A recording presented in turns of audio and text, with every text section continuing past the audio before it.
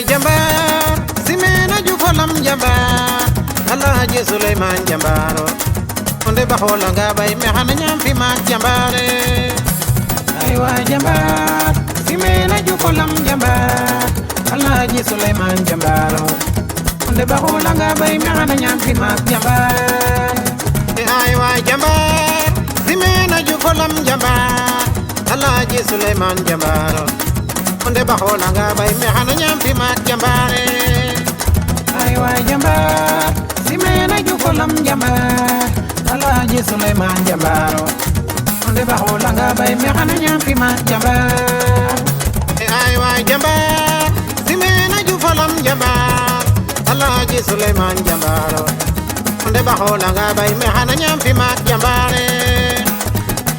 Alhaji Sulaiman Diouf biyonga manyilan kumba jag fay onjam nunga na Aida Diouf Khady Diouf sa fay yeri Emil Fay Diouf wana simel yeri Ndey Oliba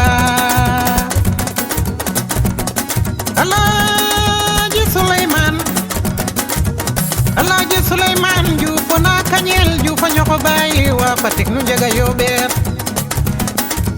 Burengila no kor kumando fan wanja pe xolen Diouf gen ca baax gen ca rafet ñu tuddee ko Falingoy mu tawlo ci Burengila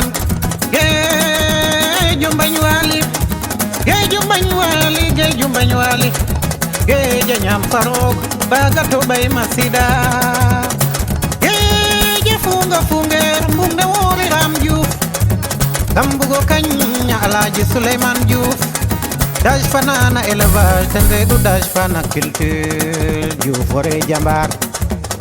ay waay jambar simena jufalam jambar Alhaji Sulaiman jambaro onde bahola nga bay me hana nyam fi mak jambare ay waay jambar simena jufalam jambar Alhaji Sulaiman jambaro onde bahola nga bay me hana nyam fi mak jambar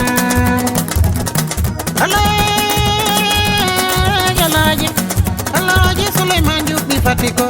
o ina sinigo Alhaji bugam non nangilo jambar be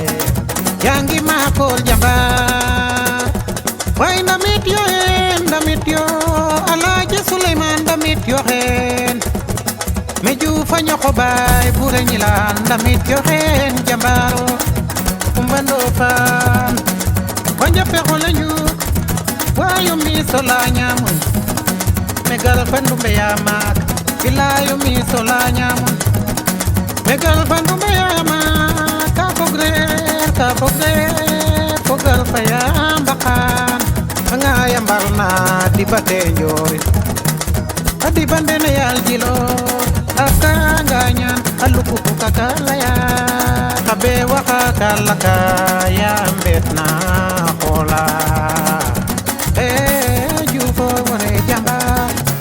ay waay jambar simena jufalam jambar Alhaji Sulaiman jambaro